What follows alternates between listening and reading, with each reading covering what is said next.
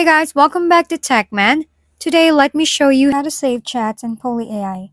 Ever had surprisingly good AI conversation and immediately thought, I hope I don't lose this?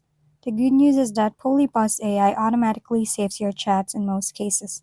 When I tested it, all I had to do was open a character, send a message, and wait for a reply. As soon as the conversation became active, it appeared in my chat list, making it easy to return to later without manually saving anything. So if your goal is simply to keep a conversation accessible, PolyBuzz already handles that behind the scenes. However, some people mean something different when they ask about saving chats. They want the AI to permanently remember past conversations and details over a long period of time. That's where things get a bit different.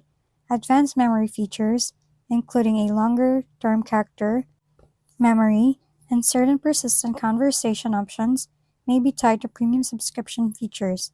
Think of the free version as a notebook that keeps your conversation stored, while the premium memory features act more like a personal assistant who actually remembers what happened last week. For most users, though, simply sending messages is enough for the chat to be saved and available in your conversation history. If we've been helpful, kindly give us a thumbs up and don't forget to hit the subscribe and bell button for more contents. For any questions and suggestions, comment down below.